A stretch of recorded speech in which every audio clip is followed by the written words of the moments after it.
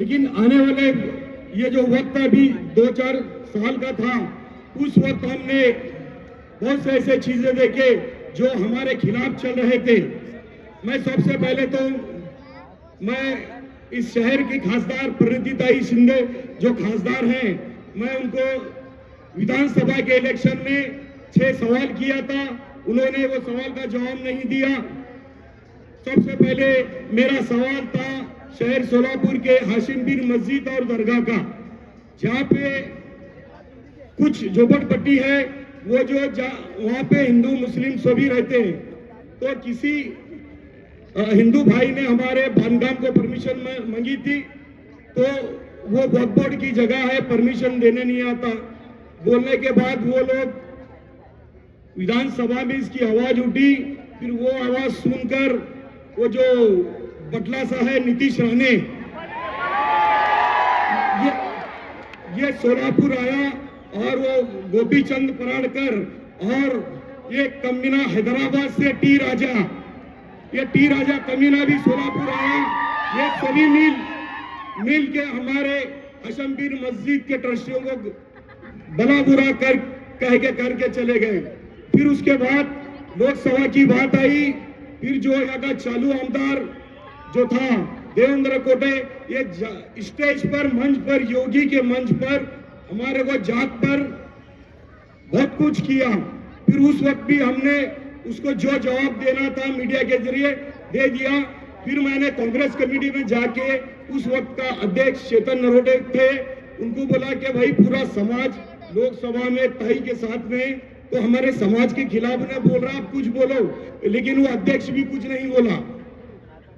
फिर तीसरा सवाल था मेरा, विशालगढ़ में जो है हमारे मस्जिद में तोड़ फोड़ करे और हमारे कुरान शरीफ की बेहुरमी करे, जबकि वहां का खासदार था कांग्रेस पार्टी का, उसका बेटा विश्व हिंदू परिषद और ये बाकी जातिवादी जो कमेटी है इनके साथ मिलकर हमारा नुकसान किया, उसका भी जवाब नहीं दिए।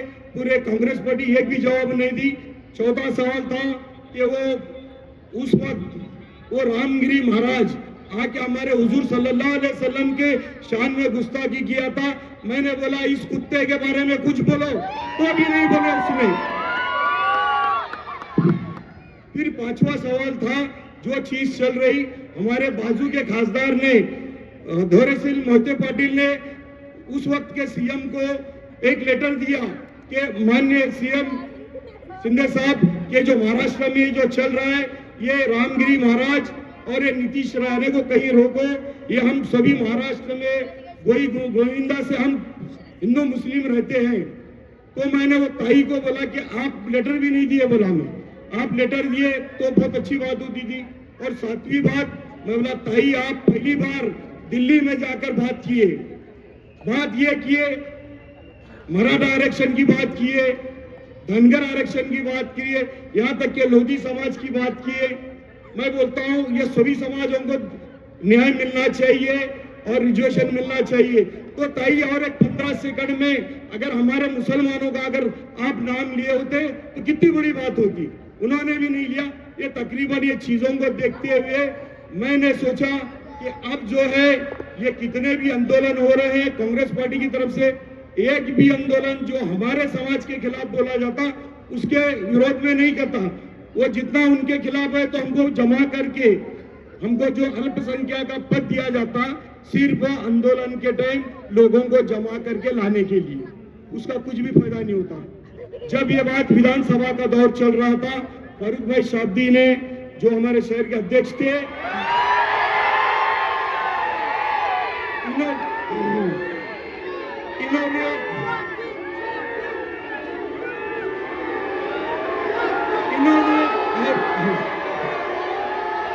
इन्होंने मेरे को बोला कि भाई हेलो, इन्होंने मुझे बोला कि तौफीक अब्दुल रज़ाक आप जो है इसमें आपकी जरूरत है जमान पार्टी में, आप कांग्रेस छोड़ दीजिए।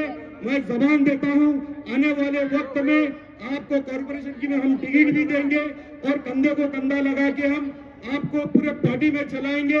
मैंने उस वक्त कांग्रेस पार्टी को ठोकर मार दिया और एमआईएम पार्टी में शामिल हो गया।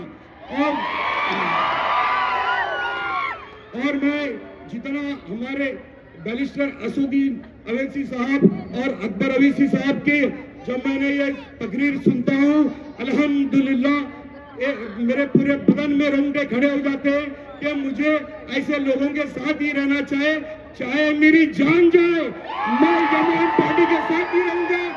मेरे को बोलने का मौका दिया, मैं सभी का शुक्रिया अदा करके अपनी जगह लेता हूँ। अस्सलाम वालेकुम। इसके बाद मैं अजहर उंडेकरी साहब से गुजारिश करूँ